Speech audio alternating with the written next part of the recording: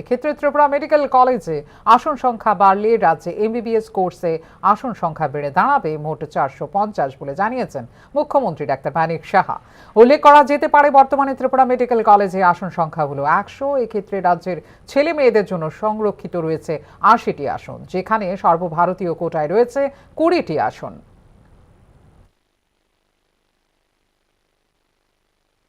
আমাদের 400 সিট তো হয়ে গেল সব মিলে।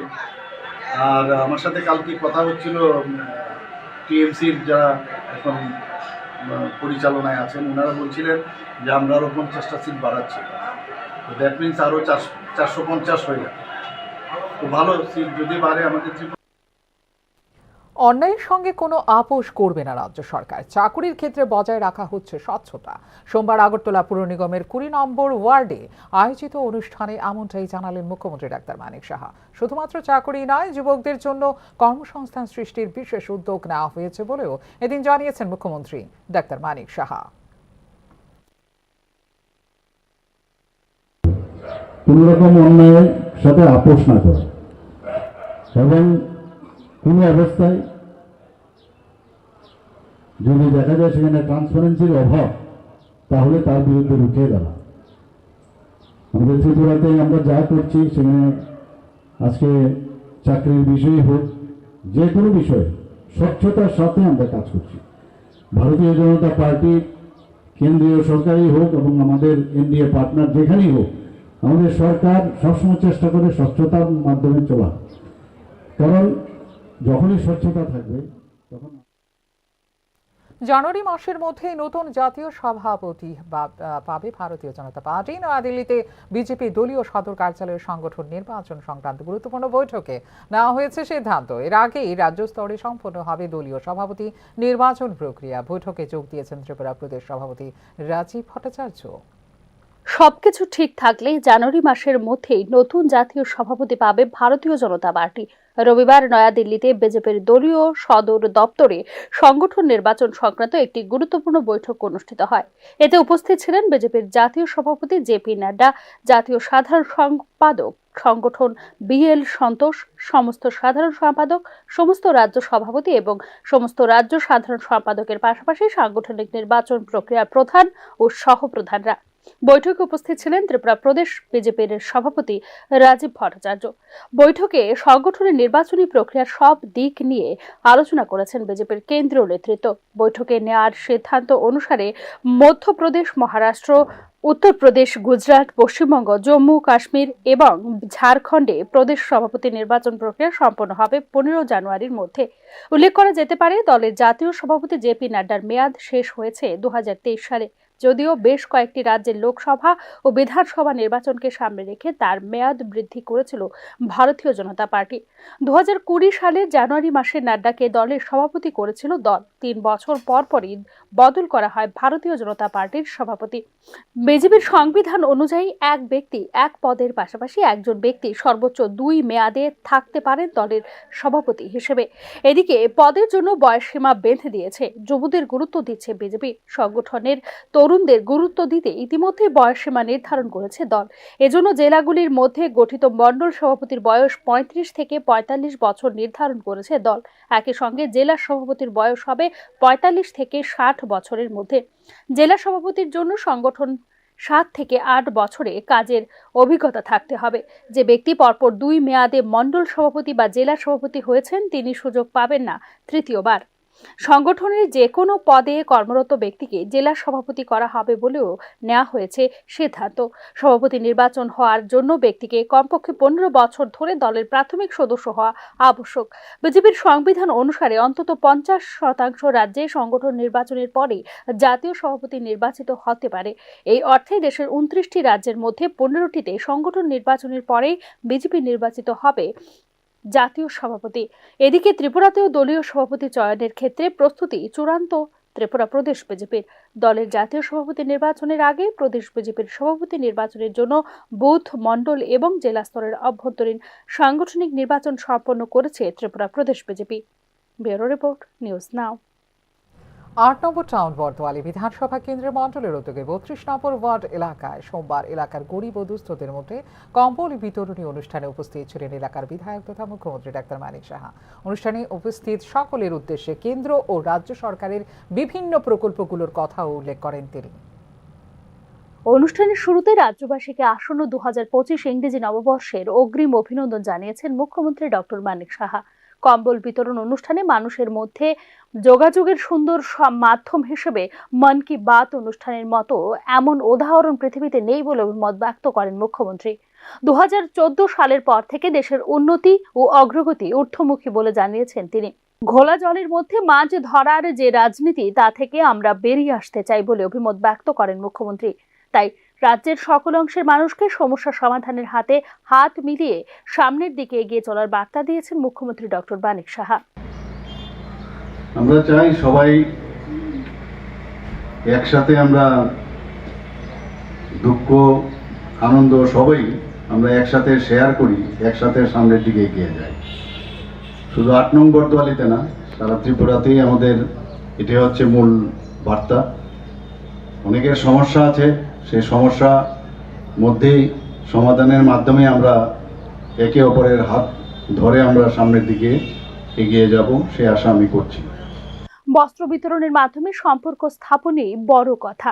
বর্দোয়ালি কেন্দ্রের কম্বল বিতরণ অনুষ্ঠানে উপস্থিত সকলের উদ্দেশ্যে বলেছেন মুখ্যমন্ত্রী, এক ত্রিপুরা শ্রেষ্ঠ ত্রিপুরা গড়ার লক্ষ্যে কেন্দ্র ও রাজ্য সরকারের উদ্যোগে বিভিন্ন প্রকল্প তৈরি করা হয়েছে। বেকারদের কর্মসংস্থানের জন্য, উদ্যোগী যুবক যুবতীদের জন্য বিভিন্ন শিল্পনীতি ও বিনিয়োগ নীতি চালু করা হয়েছে বলে জানিয়েছেন মুখ্যমন্ত্রী।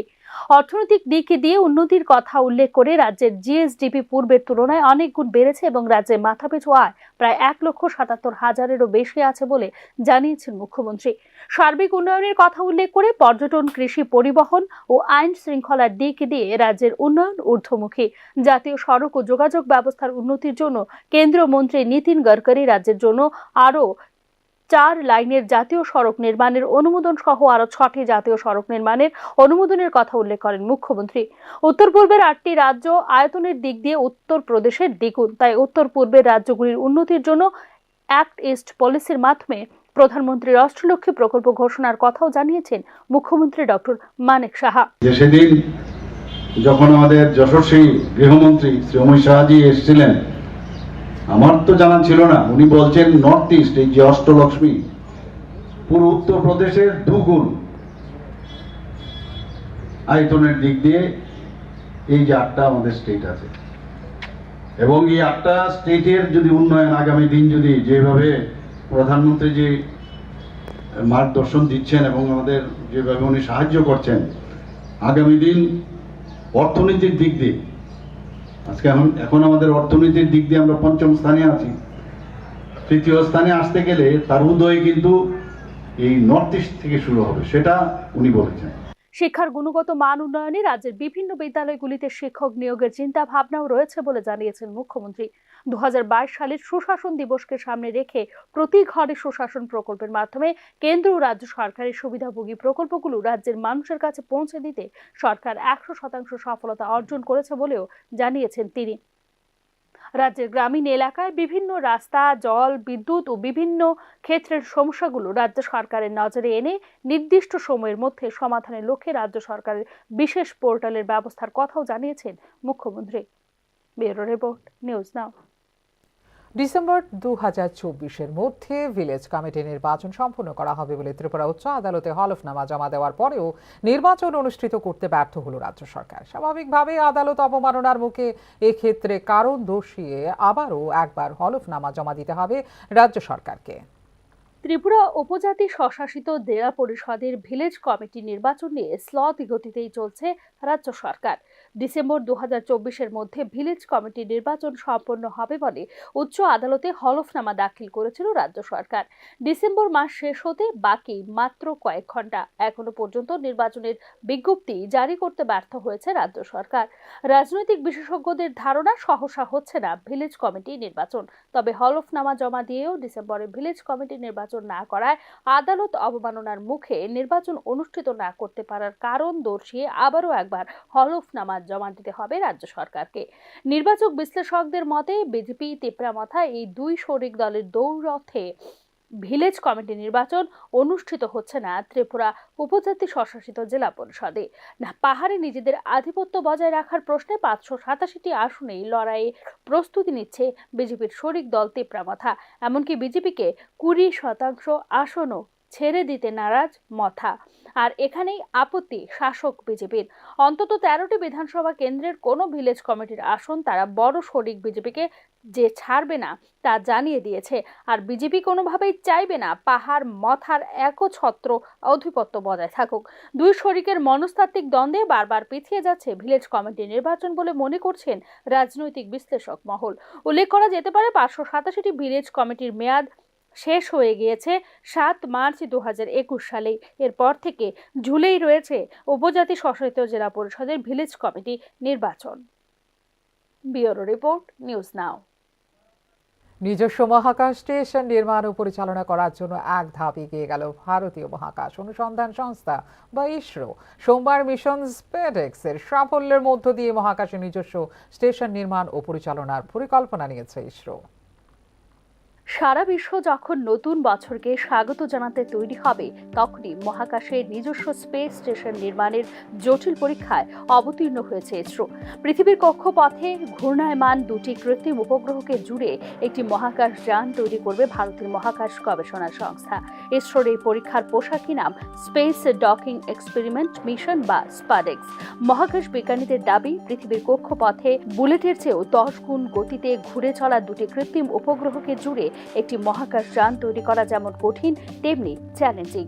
গত 1 দশকের বেশি সময় ধরে এই বিষয়ে নিরন্তর গবেষণা চালিয়েছে ইসরো। সোমবার রাত্রি 9:58 এই এক্সপেরিমেন্ট করার সময় নির্ধারণ করেছে ইসরো।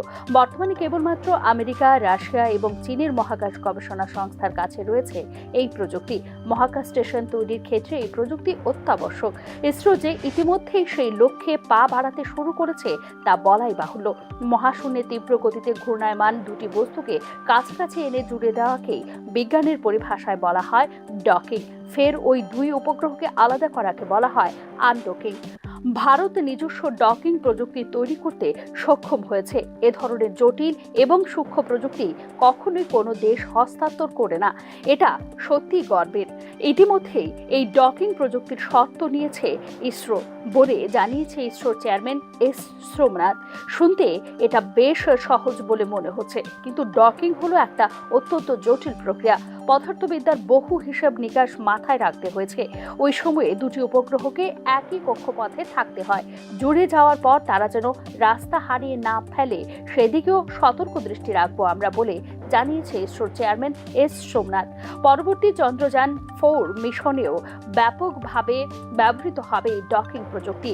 আগামী দিনে চাঁদে নভোচারী পাঠানোর পরিকল্পনা রয়েছে ইসরোর। মহাকাশযান নিয়ে পৃথিবীর উপগ্রহে নামাতে প্রয়োজন হবে এই ডকিং প্রযুক্তির। মহাশূন্যে আধিপত্য বিস্তারের উচ্চাকাঙ্ক্ষা রয়েছে ভারতের। আমেরিকার নাসা, রাশিয়ার রসকসমস এবং চীনের সিএনএস এর মতো গবেষণা সংস্থাগুলির সঙ্গে সমানে সমানে টক্কর দিচ্ছে ইসরো। গত শতাব্দীর 90-এর দশকের শেষ দিকে 5টি দেশ মিলে তৈরি করে প্রথম মহাকাশ স্টেশন। দুনিয়ার এর পরিচিতি ইন্টারন্যাশনাল স্পেস স্টেশন হিসেবে। সম্প্রতি সম্পূর্ণ দেশীয় প্রযুক্তিতে ঠিক একই ধরনের মহাকাশ স্টেশন তৈরি করেছে চীন। মহাশূন্যে তাই ড্রাগনকে টক্কর দিতে একই রাস্তায় হাঁটতে চলেছে ইসরো। এদেশের মহাকাশ স্টেশনের নাম হবে ভারতীয় অন্তরিক্ষ স্টেশন। মহাকাশ গবেষকদের একাংশের দাবি, নাসার আইডিএসএস প্রযুক্তির তুলনায় ভারতীয় ডকিং সিস্টেম আরও উন্নত। কারণ মহাশূন্যে এ ধরনের কাজের জন্য মোট 24টি মোটর ব্যবহার করে থাকে আমেরিকার সংস্থা। সেখানে মাত্র 2টি মোটরে কাজ সেরে ফেলবে ইসরো। প্যাডেক্স মিশনে এই প্রযুক্তির পরীক্ষার জন্য যে মোটর ব্যবহার হচ্ছে তার ব্যাস 450 মিলিমিটার। তবে আগামী দিনে 800 মিলিমিটারের ডকিং সরঞ্জাম তৈরির লক্ষ্য রয়েছে ইসরোর। গগনযান মিশনের মহাকাশচারীরা এই প্রযুক্তি ব্যবহার করবেন বলে জানিয়েছে ইসরো। ব্যুরো রিপোর্ট, নিউজ নাও। Doctor B.R.. আম্বেদকর সম্পর্কে কুরুচিকর মন্তব্যের প্রতিবাদে আগরতলায় মিছিল সংগঠিত করল 4টি বামপন্থী দল। এদিন মেলার মাঠ থেকে শুরু হয়ে মিছিলটি পরিক্রমা করে শহরের বিভিন্ন পথ। গত 17 ডিসেম্বর সংসদে শীতকালীন অধিবেশন চলাকালীন সময়ে সংবিধান রচয়িতা বাবা সাহেব আম্বেদকরকে নিয়ে কুরুচিকর মন্তব্য করেছেন কেন্দ্রীয় স্বরাষ্ট্রমন্ত্রী। এর প্রতিবাদে এই মিছিল বলে জানিয়েছেন বামফ্রন্টের আহ্বায়ক নারায়ণ কর। স্বরাষ্ট্রমন্ত্রী উনি ডক্টর আম্বেদকর সম্পর্কে যে কুরুচিপূর্ণ মন্তব্য করেছেন, আমাদের মিছিল হচ্ছে আজকে সারা ত্রিপুরা রাজ্যে হচ্ছে 5টি বামপন্থী দলের ডাকে। আমাদের পরিষ্কার পরিচ্ছন্ন বক্তব্য অমিত শাহকে নিয়ে নিচ্ছে একটা ছোট্ট বিজ্ঞাপন বিরতির পর চলে আসবো অন্যান্য খবরে, সঙ্গে থাকুন। আপনি দেখছেন নিউজ নাও, আমরা জানি কোনটা খবর। প্রথম আলো এলো শুদ্ধ সকাল, শুদ্ধ সলিলে আজ বাজালো ত্রিতাল, মন্দিরে শুদ্ধ পূজার ধ্বনি, অগ্নি শুদ্ধ হলো সিঞ্জিনী, পরিণীতা নারী তুমি অনুপমা, শুদ্ধ সোনায় সাজো হে নিরুপমা। শুদ্ধতার স্বর্ণ মন্দির, কালিকা জুয়েলার্স, আগরতলা। একটু চেষ্টাতেই দুল লেগে যায় নববধূর কানে, একটু চেষ্টাতেই মানিয়ে নেওয়া যায় বিবাহিত জীবনে।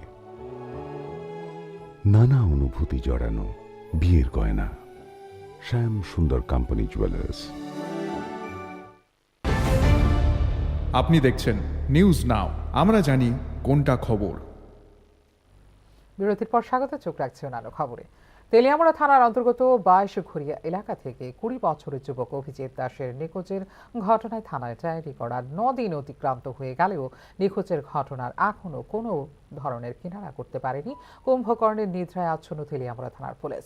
ডিসেম্বর মাসের 10 তারিখ বিকেলে 22 ঘড়িয়া এলাকার যুবক অভিজিৎ দাস কোনো এক অজ্ঞাত লোকের সঙ্গে বাইকে করে বাড়ি থেকে বের হয়ে আজ পর্যন্ত ফিরে আসেনি বলে জানিয়েছেন যুবকের পরিবারের লোকজন। পরিবারের তরফ থেকে সম্ভাব্য সব জায়গায় খোঁজ নেওয়ার পর নিখোঁজের 9 দিন পর তেলিয়ামুড়া থানায় নিখোঁজ ডায়েরি করলে আজ পর্যন্ত যুবকের কোনো হদিশ দিতে পারেনি তেলিয়ামুড়া থানার পুলিশ।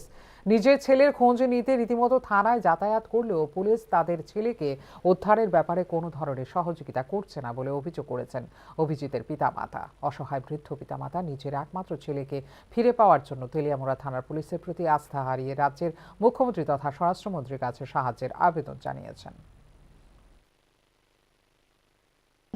আমার ছেলে তো বাড়িতে, স্বরাষ্ট্রমন্ত্রীর কাছে এটাই আমার দাবি, আমার ছেলে বাড়িতে। পুলিশের শরণাপন্ন হয়েছেন আপনারা? হ্যাঁ। কিরকম সারা দিয়েছে? কোনো দিন কোনো আজ পর্যন্ত কোনো সারা পাইছি না আমরা। তেলিয়ামুড়া থানা নেই এটা? তেলিয়ামুড়া থানা। তেলিয়ামুড়া থানা পুলিশের ভূমিকাটা কি করবেন, ভালো না খারাপ? খারাপ, খুব খারাপ। কই আমরা একটু বাংলাদেশের অর্থনীতির ওপর চাপ সৃষ্টি করছে রোহিঙ্গা সমস্যা। তার উপর মায়ানমারের রাইখান প্রদেশ আরাকান আর্মির দখলে যাওয়ার চাপে রয়েছে বাংলাদেশের মোহাম্মদ ইউনূসের সরকার।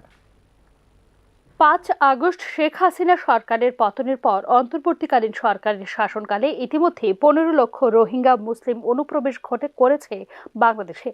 এরই মধ্যে আবার মায়ানমারের রাইখান প্রদেশ আরাকান আর্মির দখলে যাওয়ায় আরও রোহিঙ্গা অনুপ্রবেশ করছে বাংলাদেশে। এভাবে অর্থনীতির উপর চাপ সৃষ্টি করছে রোহিঙ্গা সমস্যা বলে আশঙ্কা প্রকাশ করেছেন বাংলাদেশের অর্থনীতি বিশেষজ্ঞরা। এই রোহিঙ্গারা ভারতীয় প্রবেশের চেষ্টা করছে। ইতিমধ্যে বেশ কিছু রোহিঙ্গা অনুপ্রবেশ করেছে ভারতের উত্তর পূর্বের রাজ্যগুলিতে। তবে বাংলাদেশ সীমান্ত এবং মায়ানমার সীমান্তে বিএসএফকে কড়া সতর্ক বার্তা পাঠিয়েছে কেন্দ্রীয় সরকার, যাতে কোনোভাবেই অনুপ্রবেশ না ঘটে ভারতে। বর্তমানে বাংলাদেশ সীমান্ত লাগোয়া মায়ানমারের বিশাল এলাকা দখল করে নিয়েছে আরাকান আর্মি। একের পর এক এলাকা থেকে মায়ানমার সেনারা পিছু হটতে চলছে। ইতিমধ্যেই কাচিন ইন্ডিপেন্ডেন্ট আর্মির কাছেও আত্মসমর্পণ করতে বাধ্য হলো মায়ানমারের সামরিক বাহিনী। আরাকান আর্মি এবং কাচিন ইন্ডিপেন্ডেন্ট আর্মি একযোগে পুরো মায়ানমারই দখলে নিয়ে নেবে বলে মনে করছেন আন্তর্জাতিক বিশেষজ্ঞ মহল। এদিকে বাংলাদেশের ইউনূস সরকার ভারতকে চ্যালেঞ্জ জানিয়ে পাকিস্তানের সঙ্গে যখন সম্পর্ক ভালো করতে দীর্ঘ 53 বছর পর পুনরায় পাকিস্তান থেকে সব রকমের সামরিক সহযোগিতা চাইছেন, ঠিক সেই সময়ে বাংলাদেশ সীমান্ত লাগোয়া রাখাইন প্রদেশটি পুরোপুরি আরাকান আর্মিদের হাতে চলে যাওয়ায় বাংলাদেশের চট্টগ্রাম কি হাতছাড়া হতে চলছে প্রশ্ন উঠছে তা নিয়েই। উল্লেখ করা যেতে পারে, ভারতের চিকেন নেক বলে পরিচিত শিলিগুড়ি করিডোরকে বিচ্ছিন্ন করে দেওয়ার অনবরত হুমকি ভারত বিদ্বেষী বাংলাদেশের সংগঠনগুলো। কিন্তু বর্তমানে যে সমস্যার সৃষ্টি হয়েছে এবং আরাকান আর্মির সাথে ভারতের যে এক সহযোগিতামূলক সম্পর্ক বিদ্যমান রয়েছে, এতে করে বাংলাদেশকে বাদ দিয়ে ভারতের উত্তর পূর্বের রাজ্য মিজোরাম পর্যন্ত জলপথে যাতায়াত ও পণ্য পরিবহন সহজ হবে অনেকটাই। এই বিষয়ে প্রয়োজনীয় পদক্ষেপ অনেক আগে থেকেই নেওয়া হলেও এখনো তা চালু করতে শুধু সময়ের অপেক্ষা বলে মনে করেন কূটনীতিবিদরা। 5 আগস্ট অভ্যুত্থানের পর বাংলাদেশের অন্তর্বর্তীকালীন সরকারের প্রধান উপদেষ্টার দায়িত্ব পাওয়ার পর থেকে বাংলাদেশকে আবার পূর্ব পাকিস্তান তৈরি করার জন্য উঠে পড়ে লেগেছেন বলে অভিযোগ উঠছে বাংলাদেশের অন্তর্বর্তীকালীন সরকারের প্রধান মোহাম্মদ ইউনূসের বিরুদ্ধে। এই মুহূর্তে বাংলাদেশের অন্তর্বর্তীকালীন সরকার বিশেষ একটি রাষ্ট্রের এজেন্ট হিসেবে কাজ করছে বলে মনে করছেন আন্তর্জাতিক বিশেষজ্ঞ মহল। বাংলাদেশের অন্তর্বর্তীকালীন সরকার যে সব পদক্ষেপ নিচ্ছে সিংহভাগই ভারতের বিরুদ্ধে বলে মনে করেন কূটনৈতিক বিশেষজ্ঞ মহল। একদিকে প্রশাসন চালাতে ব্যর্থ ডক্টর ইউনূস এখন শুধুমাত্র ভারত বিরোধী অবস্থান নিয়ে শাসন ব্যবস্থা টিকিয়ে থাকতে চাইছেন, অপরদিকে এবার নিজের দেশেই রাজনৈতিক এবং অর্থনৈতিক দিক থেকে কোণঠাসা হতে চলেছে বাংলাদেশের অন্তর্বর্তীকালীন সরকার। আগামী 20 জানুয়ারি মার্কিন প্রেসিডেন্ট হিসেবে শপথ গ্রহণ করবেন ডোনাল্ড ট্রাম্প। তখন তিনি বাংলাদেশ নিয়ে কি পদক্ষেপ নেন সেদিকে তাকিয়ে আছেন অনেকেই। ক্রমাগত ভারত বিরোধী প্রচার বাংলাদেশ থেকে করা সত্ত্বেও ভারত কিন্তু চাল, সবজি ইত্যাদি প্রয়োজনীয় পণ্য রপ্তানি জারি রেখেছে বাংলাদেশের জনগণের যাতে খাদ্যপণ্য সহ নিত্য প্রয়োজনীয় পণ্যের জন্য কষ্ট না হয় সেই মানসিকতা থেকে ভারত বিভিন্ন দ্রব্য সামগ্রী রপ্তানি অব্যাহত রেখেছে বাংলাদেশে। তবে পাকিস্তানের মতো একটা ভঙ্গুর অর্থনীতি ও স্থির দেশের সাথে সম্পর্ক রেখে বাংলাদেশকেও কি অর্থনৈতিক দিক থেকে পরোক্ষ দুর্বল করে দিচ্ছেন ইউনূস সাহেব, তা নিয়ে প্রশ্ন তুলছেন বাংলাদেশের বুদ্ধিজীবীরা। সার্বিক পরিস্থিতিতে সাধারণ নির্বাচনের আগে মোহাম্মদ ইউনূসের নেতৃত্বাধীন অন্তর্বর্তী সরকারের বিরুদ্ধে ঘনীভূত হচ্ছে জনমত বলেই মনে করছেন সংশ্লিষ্ট তথ্যবিজ্ঞ মহল। Bureau report, news now. বহিরাজ্যে গিয়ে রাজ্যের নাম উজ্জ্বল করলেন ক্রীড়াবিদরা। কলকাতার যাদবপুর বিশ্ববিদ্যালয়ে অনুষ্ঠিত হওয়া স্কাই ওয়ার্ল্ড ক্যারাটে চ্যাম্পিয়নশিপ 2024-এ বিশেষ সাফল্যের সঙ্গে 6টি স্বর্ণ, 4টি রূপা ও 16টি ব্রোঞ্জ পদক জয় করেছেন রাজ্যের খেলোয়াড়রা। যাদবপুর বিশ্ববিদ্যালয়ে অনুষ্ঠিত স্কাই ওয়ার্ল্ড ক্যারাটে চ্যাম্পিয়নশিপে রাজ্য থেকে মোট 14 জন খেলোয়াড় অংশগ্রহণ করেছিলেন। তাদের মধ্যে 13 জনকে বিশেষ দক্ষতার জন্য পুরস্কৃত করা হয়েছে। সাফল্য অর্জনকারী খেলোয়াড়রা সোমবার রাজ্যে ফিরে আসলে আগরতলা বিমানবন্দরে তাদের উষ্ণ অভ্যর্থনা দেওয়া হয়। এই বিষয়ে সংবাদ মাধ্যমকে বিস্তারিত জানিয়েছেন ত্রিপুরা ক্যারাটে অ্যাসোসিয়েশনের সম্পাদক কৃষ্ণ সূত্রধর। ওয়েস্ট বেঙ্গলে কলকাতাতে ওপেন ইন্টারন্যাশনাল ক্যারাটে চ্যাম্পিয়নশিপ দিয়েছিল। এখান থেকে ত্রিপুরা থেকে অর্থাৎ ভারতের হয়ে 14 জন প্লেয়ার ত্রিপুরা থেকে সিলেকশন হয়েছে। 14 জনের মধ্যে 13 জন প্রাইজ পেয়েছে। এর মধ্যে মেলবোর্ন টেস্টে অস্ট্রেলিয়ার কাছে 184 রানে হেরে গেল ভারত। একই সাথে কঠিন হয়ে পড়ল আইসিসি বিশ্ব টেস্ট চ্যাম্পিয়নশিপে খেলার পথ। মেলবোর্নে অস্ট্রেলিয়ার বিরুদ্ধে খেলা বক্সিং ডে টেস্টে শোচনীয় পরাজয়ের সম্মুখীন হয়েছে ভারত।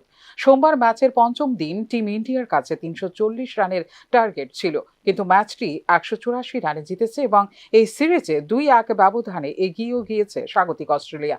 সবথেকে উল্লেখযোগ্য বিষয় হলো এই জয়ের মধ্য দিয়ে বটল গাভাস্কার ট্রফিতে পরাজিত হবে না তা নিশ্চিত করেছে অস্ট্রেলিয়া। মেলবোর্নে খেলা এই টেস্ট ম্যাচে অস্ট্রেলিয়া তার প্রথম ইনিংসে 474 রান করেছিল, যার জবাবে 379 রান করে টিম ইন্ডিয়া। এমতাবস্থায় 105 রানে পিছিয়ে ছিল রোহিত বাহিনী। এরপর দ্বিতীয় ইনিংসে 234 রান করে অস্ট্রেলিয়া। জয়ের লক্ষ্য তারা করতে গিয়ে দ্বিতীয় ইনিংসে মাত্র 155 রান করতে সক্ষম হয় ভারতীয় দল। তৃতীয় সেশনে 20 ওভার 3 বলে 34 রান তোলার ফাঁকে শেষ 7 উইকেট হারিয়ে ফেলে ভারত। মেলবোর্ন টেস্ট জয়ের মধ্য দিয়ে 5 টেস্টের সিরিজে পেট কামিন্সের দল এগিয়ে গেল 2-1 ব্যবধানে। সিডনিতে শেষ টেস্ট শুরু হবে 3রা জানুয়ারি থেকে। বর্ডার গাভাস্কার ট্রফির দখল নেওয়ার সম্ভাবনা জোরালো করল অস্ট্রেলিয়া। অপরদিকে অস্ট্রেলিয়ার মাটিতে টেস্ট সিরিজে জয়ের হ্যাটট্রিকের সম্ভাবনা আর রইল না ভারতের। শুধু তাই নয়, আইসিসি বিশ্ব টেস্ট চ্যাম্পিয়নশিপের ফাইনাল খেলার দিকে পা বাড়ালো অস্ট্রেলিয়া। উল্লেখ করা যেতে পারে, ফাইনালে ইতিমধ্যে জায়গা পাকা করে ফেলেছে দক্ষিণ আফ্রিকা। আইসিসি বিশ্ব টেস্ট চ্যাম্পিয়নশিপের পয়েন্ট তালিকায় 2-এ রয়েছে অস্ট্রেলিয়া। 16টি টেস্ট খেলার পর অস্ট্রেলিয়া সাফল্যের হার বা পার্সেন্টেজ অফ পয়েন্টস দাঁড়ালো 61.46। ভারতের ক্ষেত্রে তা কমে হলো 52.78%। ভারত যদি সিডনি টেস্টে জেতে তাহলে সর্বাধিক 55.26% পৌঁছতে পারবে, কিন্তু তা ফাইনালে ওঠার পক্ষে যথেষ্ট হবে না বলে মনে করছেন ক্রিকেট বিশেষজ্ঞরা। তবে অঙ্কের নিয়মে ভারতের আশা জিয়ে থাকবে। সেক্ষেত্রে প্রার্থনা করতে হবে শ্রীলঙ্কায় 2 টেস্টের সিরিজে অস্ট্রেলিয়া যেন অন্তত 0-1 ব্যবধানে হেরে যায়। ফলে সিডনিতে জিতলেও নিশ্চিত থাকতে পারবে না ভারত।